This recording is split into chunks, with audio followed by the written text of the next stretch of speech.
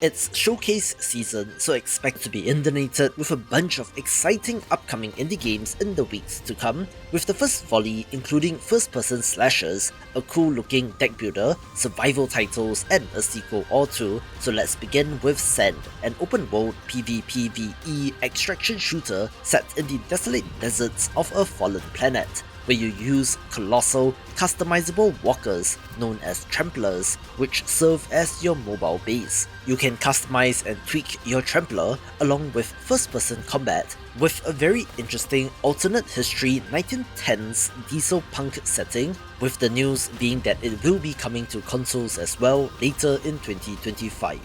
The developer of Tribe of the Accord shared the game with me, and I thought that it kind of looked like Moonlighter 1, so I was intrigued, being an action-adventure title where you play as a young huntress navigating a wild, untamed world to rescue her kidnapped father. There will be hunting, foraging, and crafting, but does still look to be early on in development, but seems promising, so I'll be keeping an eye on this. This video is brought to you by Kingmakers, a hybrid third-person shooter and real-time strategy title which immediately blew up in popularity the moment it was announced, since while being set in medieval times, your character will have access to modern weapons, pitting assault rifles, grenade launchers, tanks, and even helicopters against knights on horseback, archers, and castles. Your goal? Change the course of history, since you are the last hope of a dying world, having to travel 500 years back into the past in order to do so. You are able to seamlessly switch between third-person perspective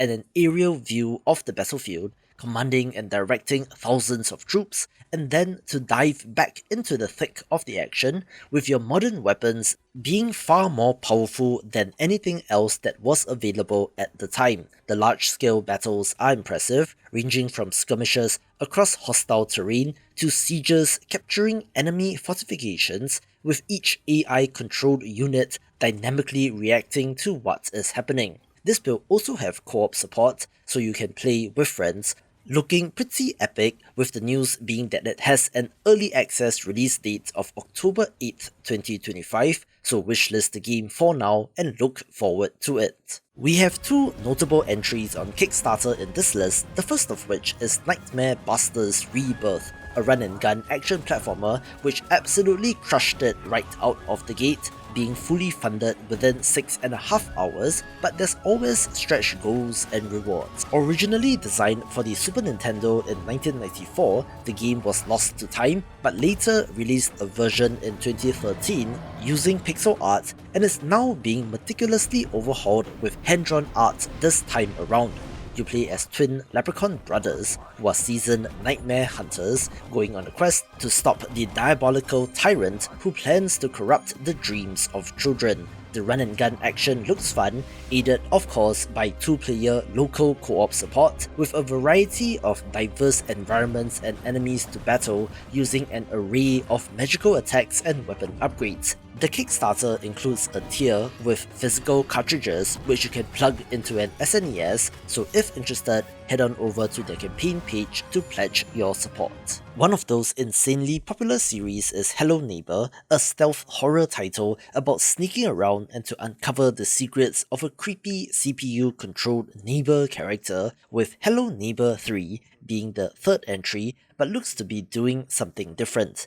They self-describe as a cozy yet eerie adventure set in the town of Ravenbrooks, where every resident harbors secrets and your actions ripple through their lives. This appears to be much more of a sandbox, where the lives and routes of each character are simulated, presumably to some sort of in-game clock, so you as a newcomer to the town with no previous ties might have an outsized impact on this community. Every decision you make leads to new discoveries, allowing for complex ways to achieve your goals, perhaps being more on the immersive sim end of things, where learning about the behavior of the other characters will be central if you want to uncover the mystery. But it is quite different from the previous entries in this series, so if interested, they are running their Prototype 2 playtest beginning today, so you can request access via their Steam page. A title which has been kicking around on itch.io for a little while is Shroom and Gloom, a roguelite deck builder with a sick art style where they announced their publisher and unsurprisingly got picked up by Devolver Digital. The gimmick here is that it is a so-called double deck builder where you have a deck for combat and another for exploration, all from a first-person perspective, kind of like Diceomancer, although I wonder if that will have any gameplay implications. Combat looks like your standard Slay the Spire inspired energy-based system, where again, enemy intentions are made known to you, but where the game allows you to infinitely grow and modify your cards, which does seem like fun. Early game and starting cards can grow into much more powerful versions, with another notable mechanic being able to eat your enemies, so it's a weird, kind of messed up, Inscription looking kind of game which does look intriguing. Exploration is the other half, with cards that enable you to unlock doors, dig for treasure, or cook up restorative soups, adding something different to the exploration that is not simply moving from room to room. Of course, the art style looks awesome and has quickly shot up the charts in terms of wishlists, so if you are curious, there's a demo available right now on Steam, so you can check it out. This next title released a demo early in March, which was well received, in which All Will Fall is a post-apocalyptic physics-based city builder set on an Earth covered in water, where you need to build upwards to survive while having to contend with the physics and the elements. You begin with a rusted boat and a handful of survivors, finding a small island to use as the foundation of your city, where every structure constructed must account for real-world physics, requiring things like support beams, otherwise overextending and pushing it to the limit might lead to catastrophic collapses. As such, it is like Polybridge, but a city builder, and in 3D of course, so you need to carefully plan your settlement. Scavenging is essential as you repurpose debris and salvage materials to fortify your home, having to make tough decisions when it comes to your people as well to ensure your collective survival. There are random events like storms, unexpected newcomers, political coups, and mysterious structures emerging from the ocean, which adds unpredictability, forcing you to adapt on the fly, with an open beta launching during the Steam Mix Festival on June 9th, so wishlist this game and look out for that. Echo Railway places you in the worn seat of a tram conductor navigating a decaying cityscape where every stop reveals fragments of a forgotten world. Sounds intriguing? This is an adventure game with non-linear storytelling, with some roguelike influence since the choices you make steer the narrative, offering multiple paths and endings. The game combines routine tram operations with a retro-futuristic noir setting, where your choices affect your character and the outcome of the story. Do note that there is no combat here, so maybe a choose your own adventure kind of game by another name,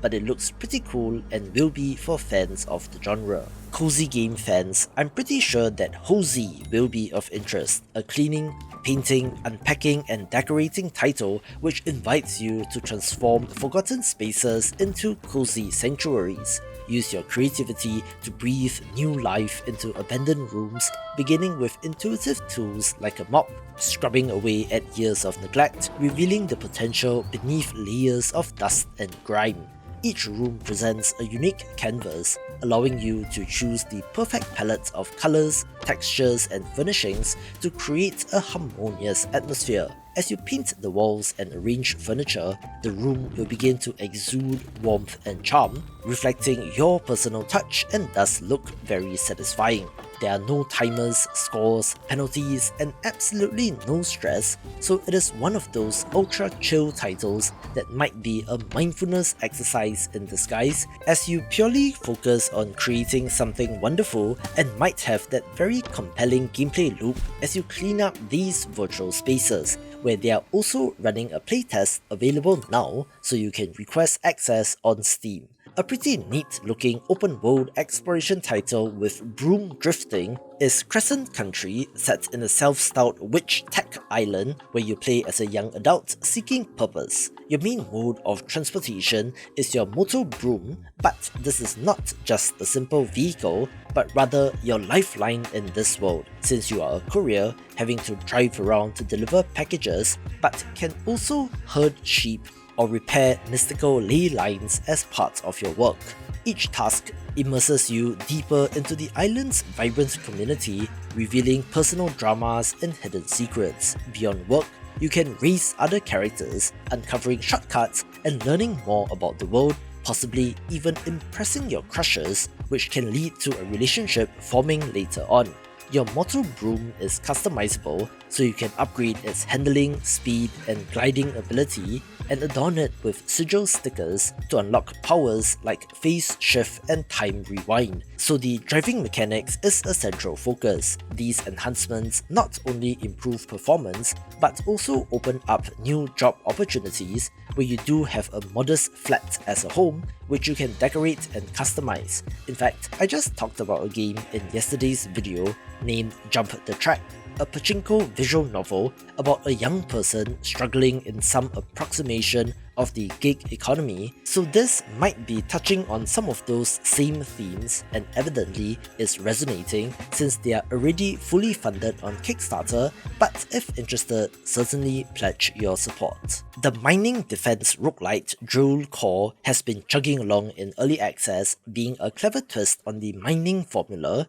where you're leading a team of miners, carriers, and guards, directing them to extract resources for the corporation while you fend off waves of alien attackers from above. Use resources to build and upgrade facilities, which increases your productivity as well as defensive turrets, while your crew drills deeper to gather more resources, but beware of cave-ins and other industrial accidents. Of course, waves of unique alien creatures descend from above, so you need to fight them off, but if your operation does get destroyed, you will still be able to retain some amounts of resources for meta progression so that you get stronger the next run. The developers have been releasing one free update after another, adding more variety, systems, enemies, and more to the game, and will finally be launching in 1.0 on July 17th, 2025, with a Switch version also being announced, but you can buy it right now to try since this looks to get even better.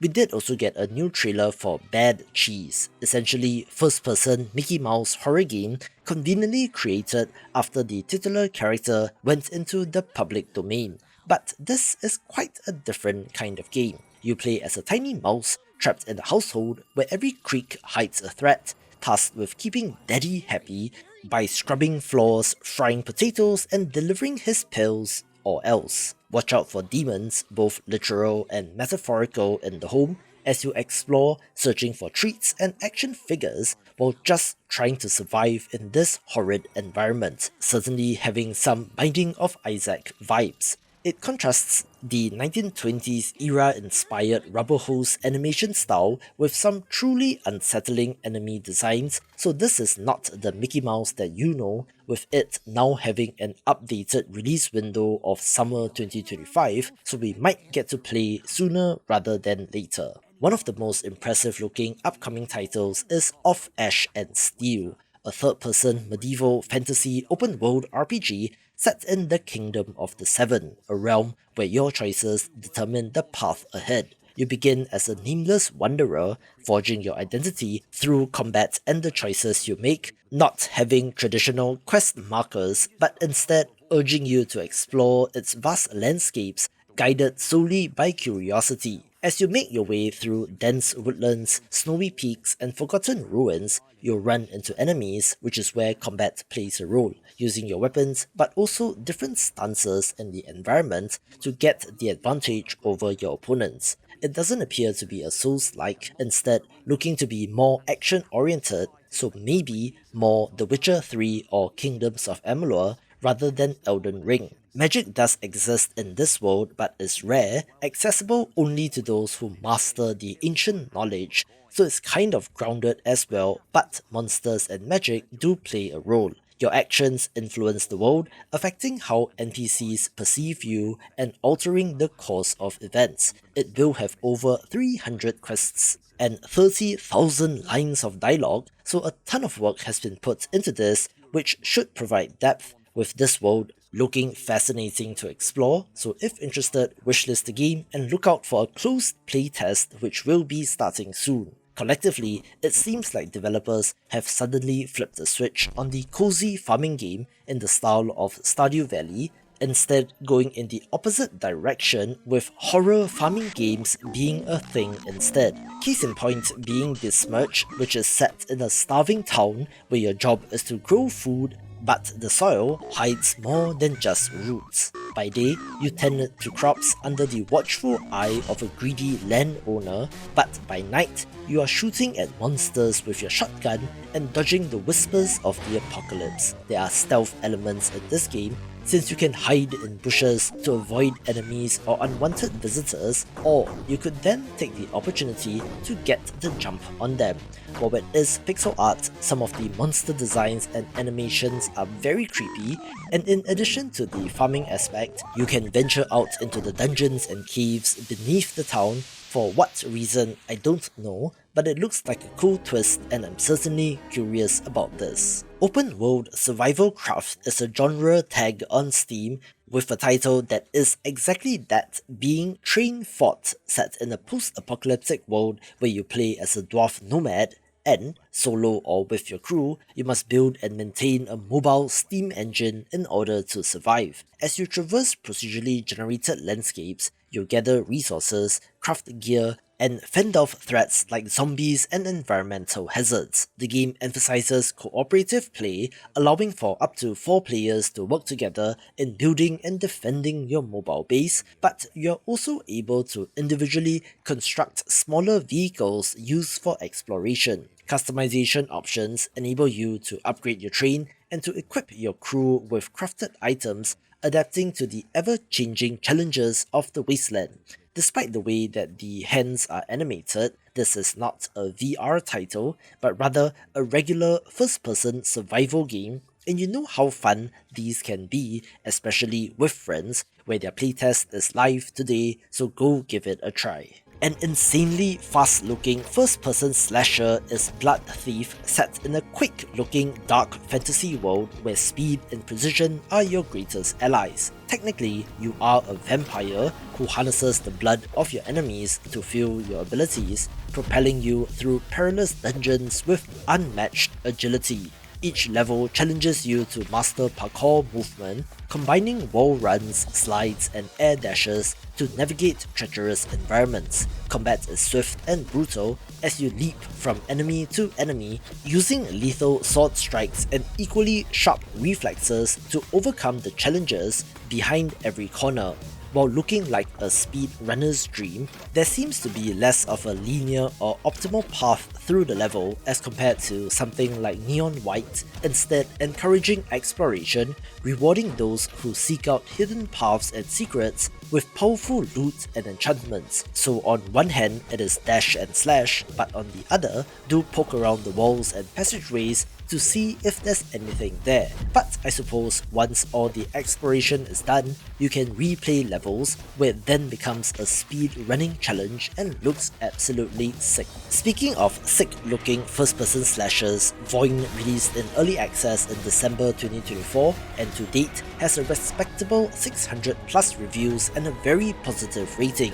with the developer releasing updates and patches so far, including the Thunderborn update, which adds lightning-based abilities. Set in a bleak, plagued, ravaged world, you play as an elemental servant forged by a faceless mage and are the last hope against the undead. Jump around in first person to get up to high places and then dive in on your enemies, bringing death from above, as you then spin out into a whirling fury of steel, cutting a path through enemies. They just announced the Permafrost update, which adds a whole new icy area to explore and battle through, also adding a proper character progression system in the form of a literal talent tree, with even more to come, with this really shaping up and is pretty good right now. The developer of GodsTV says that it was inspired by Hades and Dead Leaves, which I presume means the 2004 Japanese animated film, and while I have not watched the latter,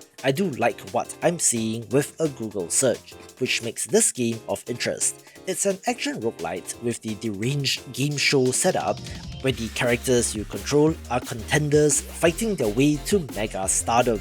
Each victory earns you followers and new abilities, but death sends you backstage to negotiate shady deals and unlock powerful upgrades, all as you seek the divine favour of the gods, looking cool as hell in Oozer's style with plans of launching a Kickstarter soon. I've always been tickled by the idea of DUCKSIDE since it looks like PUBG but is not exactly a battle royale title, instead having more in common with something like Rust, being a persistent world survival game with resource gathering, crafting, base building in both PvP and PvE. You play as hat-wearing ducks wielding guns, so if that premise alone isn't good enough, I don't know what is, having to find a way to survive the hazards of the world and the trolling of the other players. Flight enables you to glide, hover and dive, adding a unique dimension to exploration and combat that two-legged humans can never achieve, adding a different dimension to things,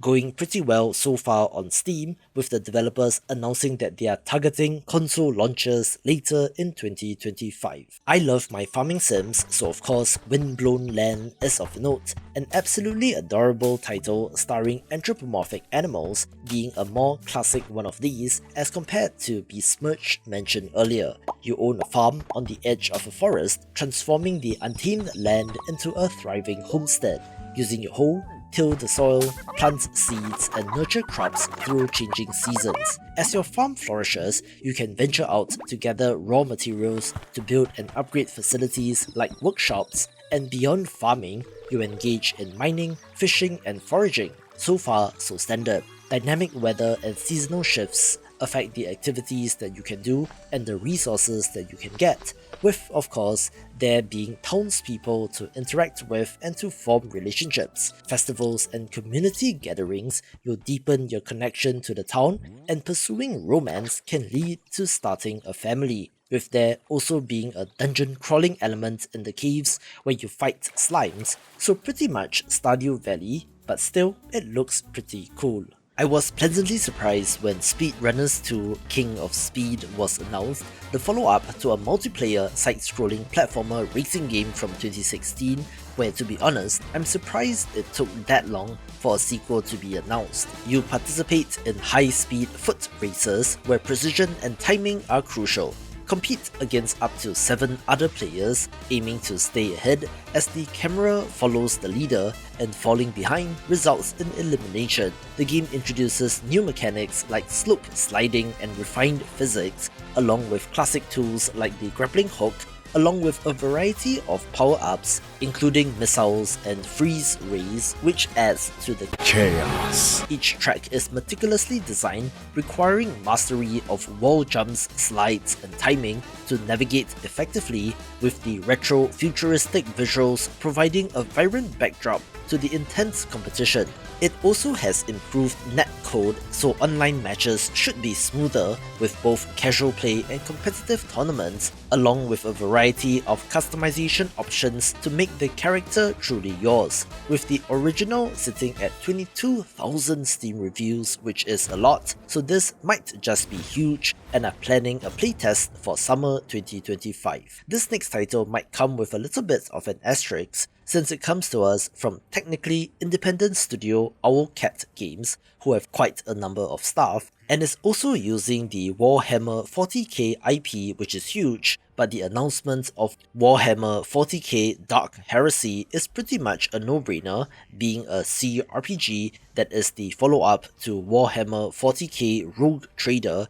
which is from the same developer, which did insanely well in terms of sales. This time, you play as an acolyte serving the Inquisition, undertaking missions to root out heresy, corruption, and alien threats. Take on investigative missions, leading your own unique inquisitorial warband comprising of a cast of unique and diverse characters. This has turn-based combat, with I presume, tabletop inspirations in terms of mechanics, but at this point, given their history, this game is pretty much a sure bet and will be for fans of the genre. We also have news about Ferocious, a survival first-person shooter with dinosaurs, and while not quite Turok, it is in that ballpark, perhaps adding a little bit of early Far Cry as well. You are stranded on a hostile island and your survival hinges on your ability to adapt and fight, face mercenaries, dinosaurs, and even mechas in fast-paced first-person combat, having, perhaps controversially, weapon degradation over time, where your firearms will require maintenance and cleaning using the acidic mushrooms found across the island, otherwise they might jam, reload more slowly, or degrade in terms of accuracy. You can acquire weapons by looting enemies, purchasing them from dealers, or discovering hidden caches, which might include rare variants of guns with unique traits, not quite Borderlands, but at least there is some variety. The environment is destructible, allowing you to use it strategically during encounters with clever enemy soldier AI, exhibiting dynamic behavior like taking cover or calling for reinforcements, while dinosaurs might act more chaotically. Stealth mechanics enable silent takedowns, and melee weapons offer additional combat options, with exploration and survival being key, and is one of the most anticipated upcoming games, so if interested, their playtest is live so you can check it out. One of my most anticipated titles is The King is Watching,